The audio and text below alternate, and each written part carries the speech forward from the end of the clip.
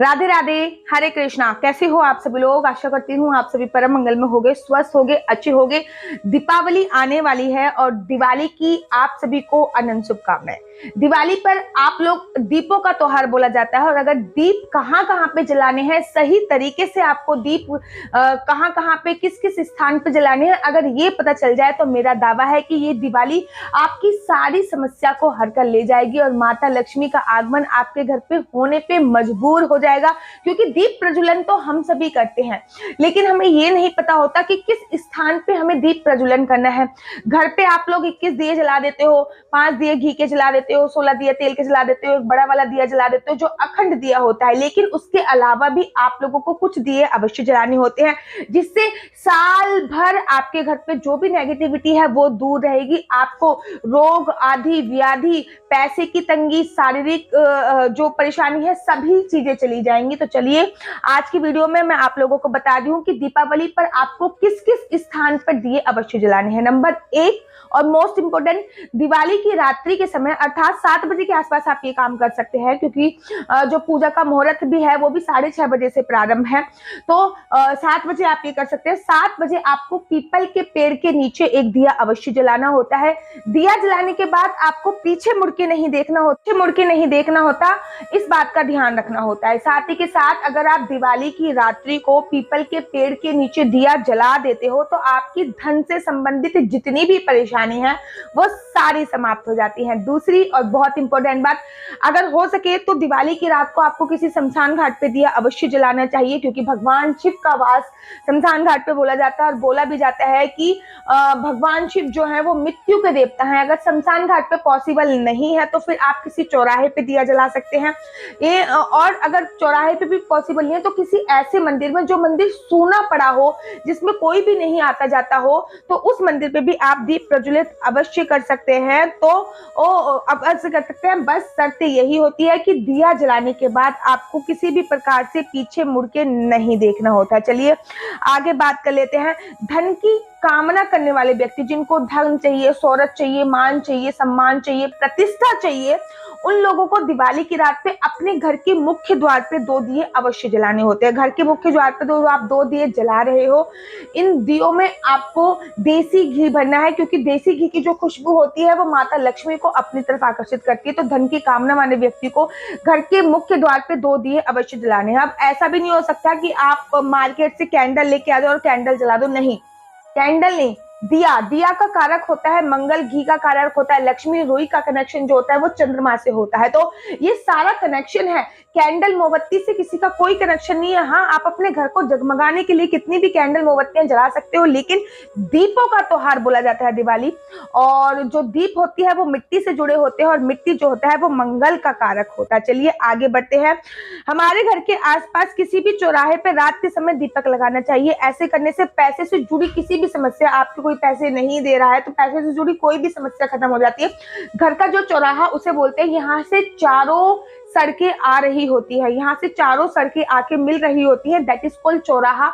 तो उस चौराहे पे आपको एक दिया जरूर जलाना होता है। अच्छा, चौराहे पे जो भी दिया जलता है वो सरसों के तेल का जलता है, इस बात का आपको ध्यान रखना है। किसी भी बेलपत्र के वृक्ष के नीचे, जिसको बेलुआ का पेड़ बोलते हैं, उसके नीचे आपको एक दीपक अवश्य जलाना चाहिए। उस दीपक को जलाते वक्त आपको भगवान शिव को याद करना चाहिए, क्योंकि जो बेल होते हैं और बेल के पत्ते भी भगवान शिव को अति प्रिय होते हैं और बेल के पेड़ पे भी भगवान शिव का वास माना जाता है। तो अगर आप बहुत ज्यादा बीमार इत्यादि रहते तो बेलपत्र के वृक्ष के नीचे, बेल के वृक्ष के नीचे आपको एक दीप जरूर प्रज्वलित करना चाहिए। साथ ही के साथ आपको एक अखंड दिया जो है वो आपको मंदिर में प्रज्वलित करना है। बड़ा वाला अखंड दिया जो होता है वो हमेशा सरसों के तेल का अखंड दिया प्रज्वलित किया जाता है, उससे काजल भी बनाया जाता है। वो तेल दिवाली को विश्राम होने का, जैसे कि 10-11 बजे के बाद कान में भी डाला जाता है, उस तेल से नाभि पे भी लगाया जाता है और उस तेल का काजल बना के आंखों में डाला जाता है। तो हमेशा हम दिवाली पे ऐसे ही करते हैं। तो एक अखंड दिया आपको माँ लक्ष्मी को याद करते हुए उसमें थोड़ा सा कलावे की जोत डलनी होती है, कलावे की बत्ती डलनी होती है। तो यहाँ पे भी आपने दीप प्रज्वलित किया है, यहाँ पे भी लक्ष्मी माता की पूजा अर्चना वंदना करी है, यहाँ पे भी लक्ष्मी माता की आराधना करिए। वहां पे एक आपको अखंड दिया जलाना है, जिससे महालक्ष्मी की कृपा आप पर प्रसन्न होती है। कहते हैं दिवाली की रात को माता लक्ष्मी पृथ्वी लोक पे भ्रमण करती हैं और जो भी रात्रि के समय उनका दीप प्रज्वलित कर देता है, दीप प्रज्वलित जगह होता है, उस पे माता लक्ष्मी विशेष और विशेष कृपा। के आसपास कोई तालाब है, नदी है, तो कोई पानी की ऐसी जगह है, यहाँ पे पानी रुका होता है या फिर बहता हुआ पानी है, वहां पे एक दिया आपको अवश्य जलाना होता है या फिर पानी में ही प्रवाहित कर देना होता है।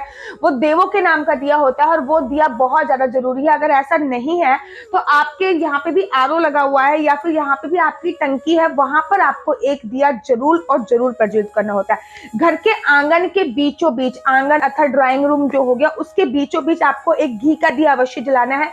ध्यान रहे वो दिया पूरी रात जलना चाहिए। उसमें थोड़ी सी हल्दी और थोड़े से चावल आपको अवश्य डालने हैं। पूरी रात ये दिया आपको अवश्य जलते रहना चाहिए। घर के पास जितने भी मंदिर हैं, देवी देवताओं के याद करते हुए देवी देवताओं के निमित्त आपको घर के पास दिया अवश्य और अवश्य जलाना चाहिए। दिवाली की रात्रि को दिवाली पे आकाश दीप, आप दिवाली पे आकाश में मोमबत्ती जरूर जला के आते हो मुझे पता है, लेकिन आकाश पे दीप दान करने का अपना एक विशेष महत्व है। अर्थात आप आसमान की तरफ एक दिया अवश्य जलाएं। अपने पितरों को याद करते हुए वो दिया जलाया जाता है और साथ ही के साथ आप भगवान को निमित्त भी एक दिया आकाश दीप दान अवश्य। 10वां दिया मैं आप लोगों को बता रही हूँ, 11वां दिया मैं आप लोगों को बता रही हूँ, वो आपको तुलसी मैया पे अवश्य जलाना है।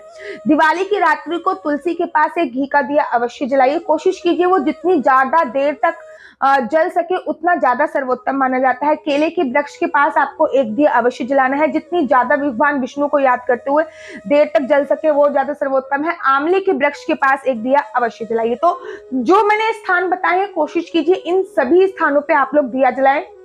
लेकिन इन सभी स्थानों पे आप लोग दिया जलाने में सक्षम नहीं, तो इनमें से कोई भी 5 स्थान चूज कर लीजिए। जैसे कि तुलसी पे अवश्य जलाना है, चौखट के पास अवश्य जलाना है, पितरों के निमित्त आकाश दीप दान अवश्य करना है, घर के आंगन में अवश्य जलाना है, पानी के यहाँ पे भी पानी की व्यवस्था है पीने वाले पानी की, वहां पे एक दिया अवश्य जलाना है, घर के मंदिर में एक अखंड दिया अवश्य जलाना है। तो ऐसा कुछ कुछ आप फॉलो कर लीजिए और ये दिए आपको घी के या फिर आप तिल के तेल के भी जला सकते हो।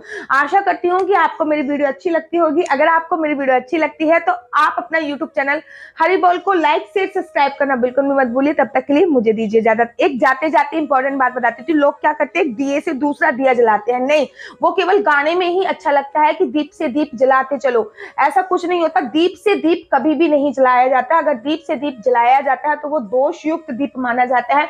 इसलिए दीप जलाने के लिए या तो आप कैंडल का उपयोग कर सकते हो, मोमबत्ती का उपयोग कर सकते हो, नहीं तो नई माचिस की तिल्ली का ही उपयोग किया जाता है। दीपक से दीपक को प्रज्वलित नहीं किया जाता। आशा करती हूँ कि आप लोगों को वीडियो अच्छी लगती होगी। अगर आप लोगों को वीडियो अच्छी लगती है तो आप अपना यूट्यूब चैनल हरी बोल को लाइक शेयर सब्सक्राइब करना बिल्कुल भी मत भूलिए। तब तक के लिए मुझे दीजिए इजाजत। राधे राधे, हरे कृष्णा।